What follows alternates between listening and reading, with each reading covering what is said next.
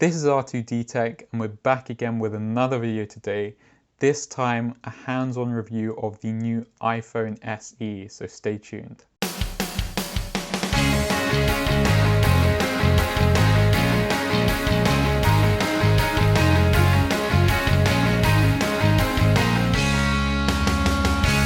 So the new iPhone SE definitely offers a lot of upgrades over the last generation. It's pretty much an upgrade in every single way, which is really good to see. Probably the most important upgrade are the internal specs, and we'll get into that later.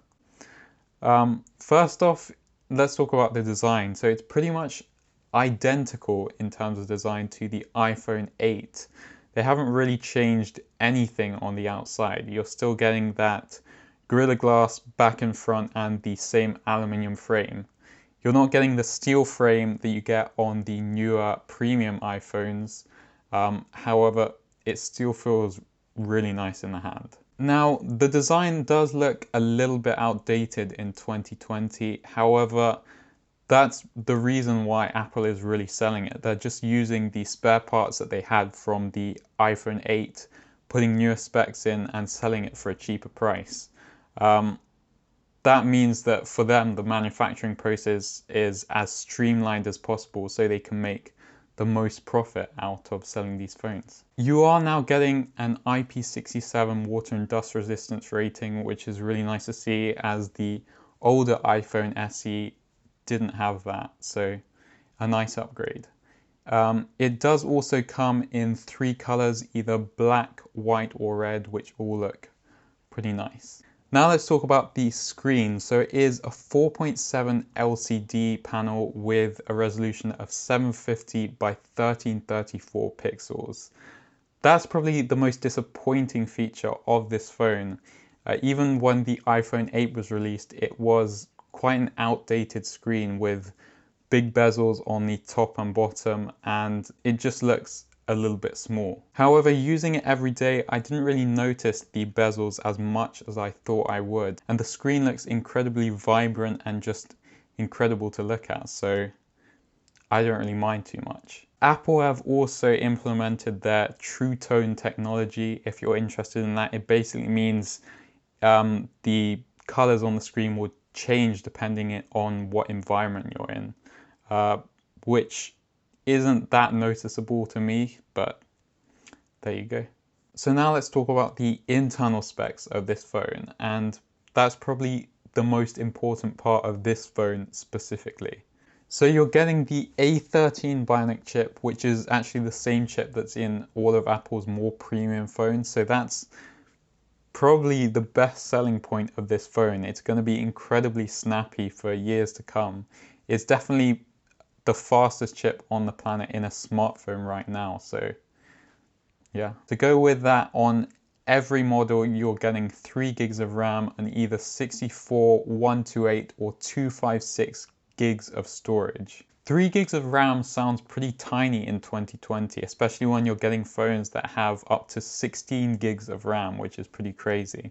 I'd say even 8 gigs of RAM is pushing it for what you would need in a smartphone. However, it would have been nice to see Apple add maybe just a little bit more, up to maybe 6 gigs. However, the phone seems to be able to run incredibly smoothly and opens apps incredibly quickly, even with that small amount of RAM. That's probably to do with how Apple have optimized iOS to go with this phone, so it should still be really snappy. So to go with these specs, let's talk about the battery now. So you're getting a 1821 milliamp hour battery, and that sounds absolutely tiny, to be honest. We're getting phones nowadays that have up to 5,000 or even 6,000 milliamp hours, so it just sounds kind of small. As you're getting the pretty small screen size and the small screen resolution, along with the incredibly efficient A13 Bionic chip,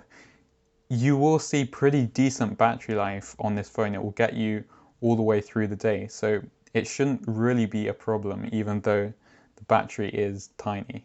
Along with the battery, you're getting 18-watt fast charging, which they claim will give you 50% in 30 minutes. As well as that, you do also get Qi wireless charging, which is no change from the iPhone 8. So let's talk about the operating system. So out of the box, it is going to be running iOS 13. And if you're a fan of previous iOS editions, then it should be a pleasure to use. Personally, I'm more a fan of Android. However, using this for a few days, it was just incredibly intuitive and I had no problems. Apple have improved a few things with this version of iOS. For example, adding dark mode, as well as just a few small features like allowing you to hard press on the Wi-Fi icon in the control panel to go straight to the Wi-Fi settings instead of having to go into settings and then find Wi-Fi. That sounds kind of nitpicky, however, it is incredibly useful to have that feature. There are a few things that I would like Apple to change in future generations. For example, the notification panel is just a bit annoying and a bit of a mess, and I think Android solution is much better. Now moving on to the camera on this phone. So on the rear, you're getting a 12 megapixel lens. It's just a single lens like you had on the iPhone 8.